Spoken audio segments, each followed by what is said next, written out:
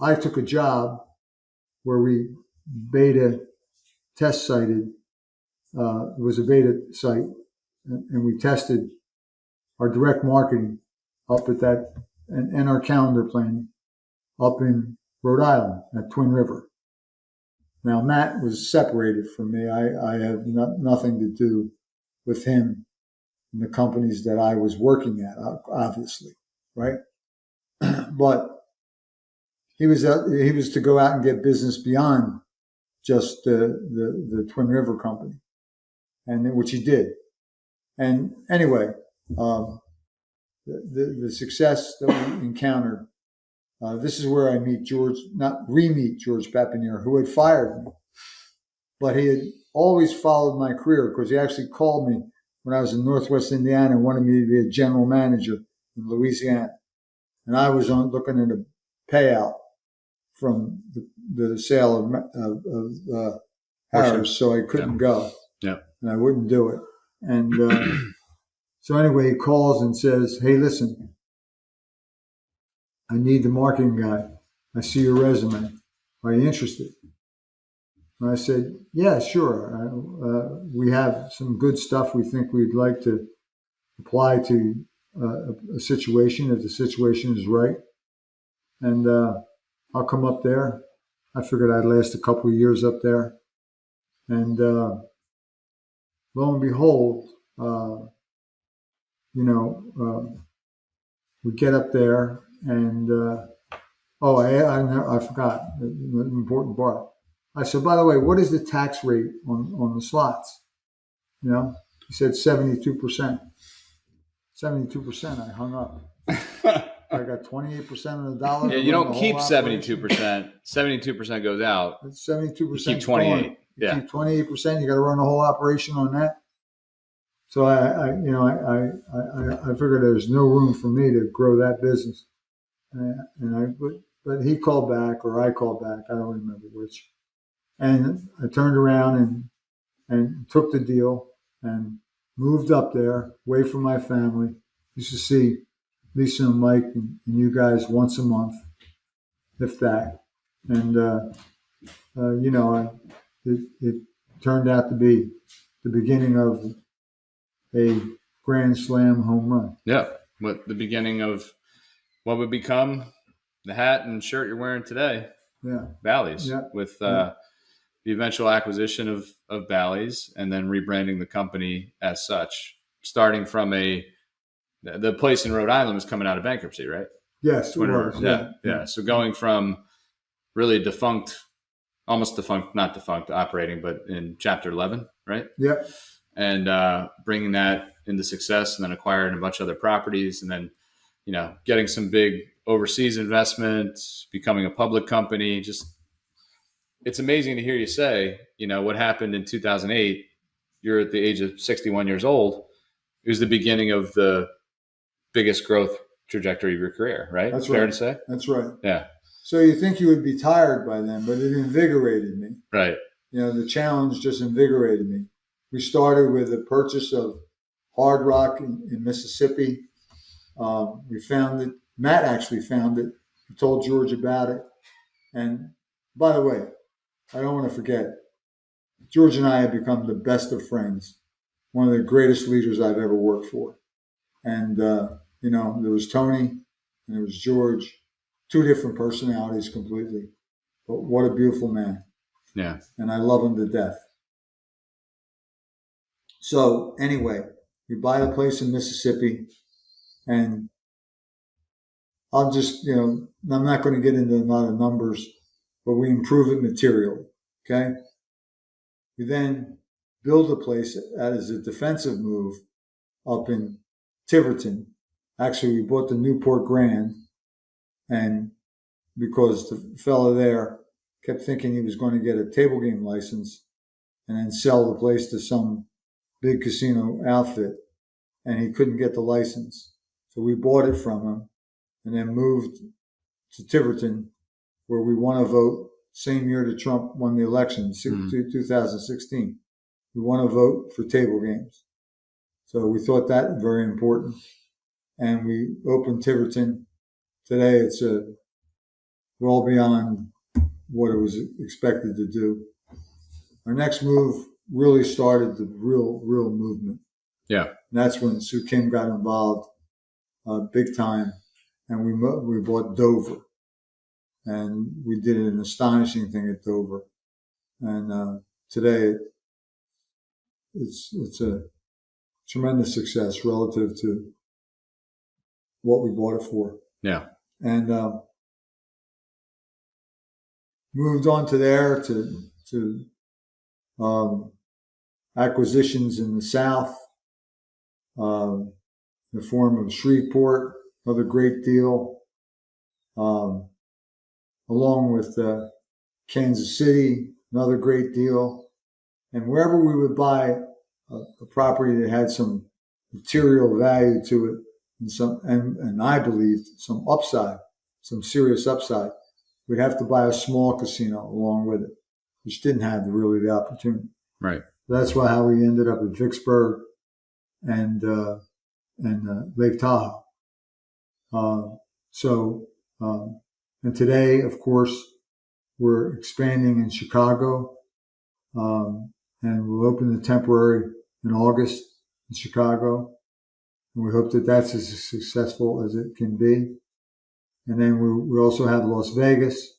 And a lot of people have been reading about Las Vegas and all this to happen there.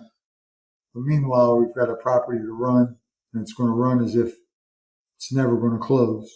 It's going to run until the day, should it ever close, until that day. It'll be run professionally, and everything will be done the way it's supposed to be done. And then we got a couple of more places in the Midwest. We got Evansville, Quad Cities, and then we did make a play back in the early stages of sports betting in Colorado. Bought Blackhawk, and that's there and as a license and holding its own. And so that's about it. I think when the smoke clears, there'll be 17. Yeah. May have forgotten the place. I'm not sure. But, that's an incredible. And then the other part of the company, the Bally name, I'll never forget. I was on a plane with George, and Sue called and said, "Should I buy the Bally name?"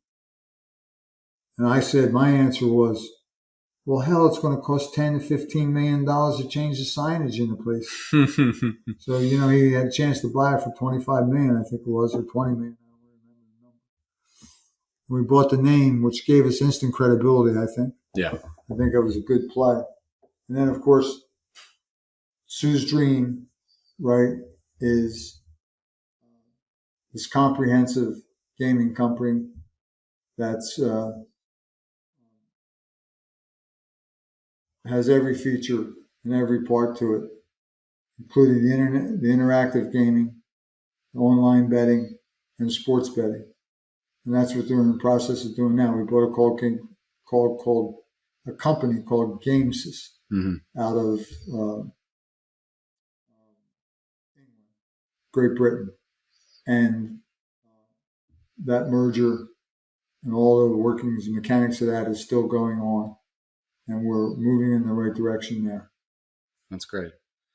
It's an incredible growth story. And one of my favorite parts of the story, not just the acquisitions and the new places and the companies, but the people that younger people you've been able to work with over the years and inspire and lead. People like Sergio, people like Megan, people like your son, Paul, who entered the company a couple of years ago, first in a consulting capacity and then now full-time basis. What has that been like for you to see the careers of others grow, and especially the ones that you've led and inspired? What's that mean to you? Let's deal with Paul first. Okay.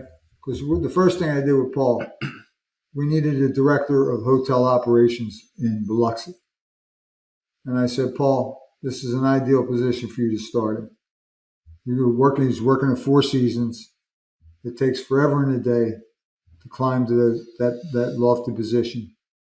Why don't you, and he was doing great at Four Seasons. Why don't you give this a try? Why don't you step out and see if you can't do it? Well, the first few days on the job, I knew I had done the right thing. He had a punch list of all the things that he has seen in the property.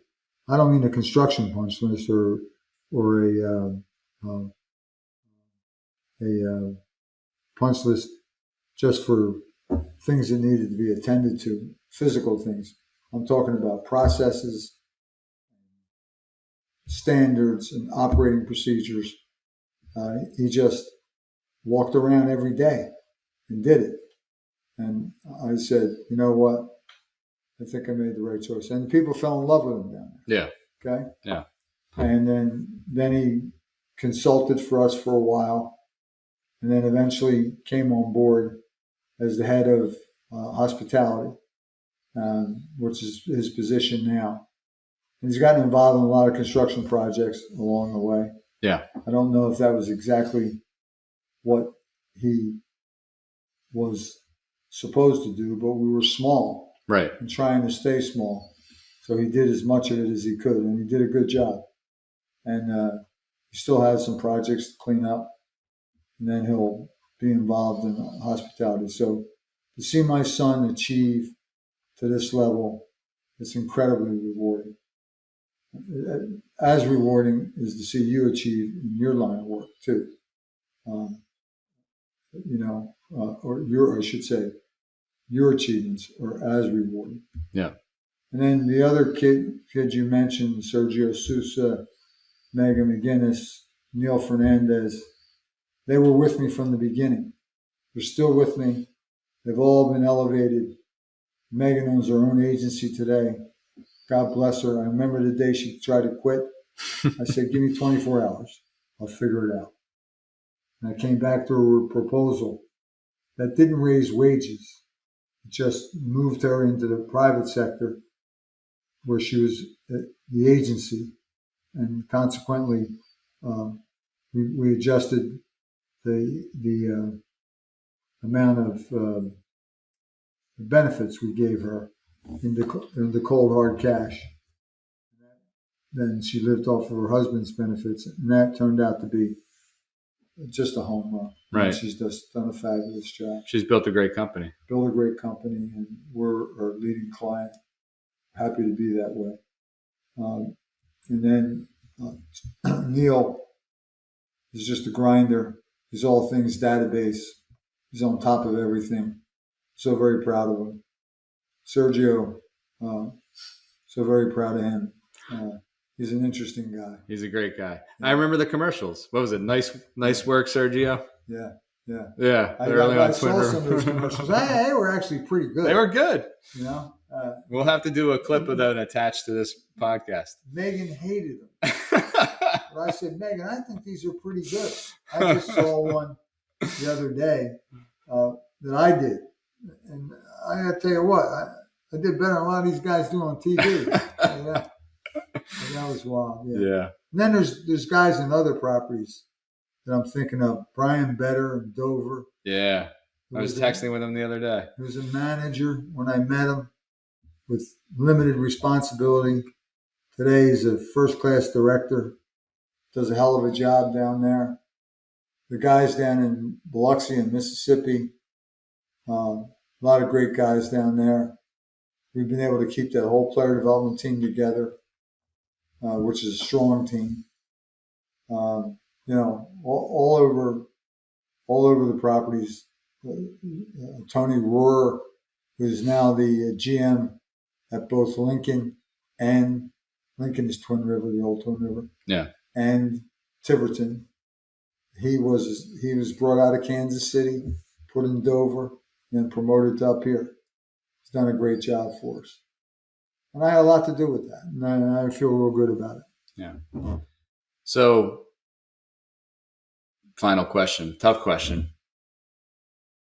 Your career has been long, interesting, couple twists and turns, geographical changes. What is your legacy? What do you want your legacy to be?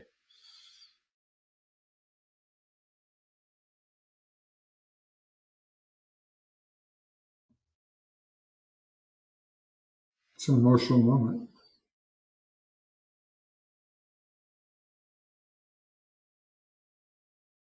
I want to be remembered for my results-oriented approach to the challenges in front of us, because nobody gets anything they want without results. You need to have results. And I want to be remembered as a fair man who told it the way it was.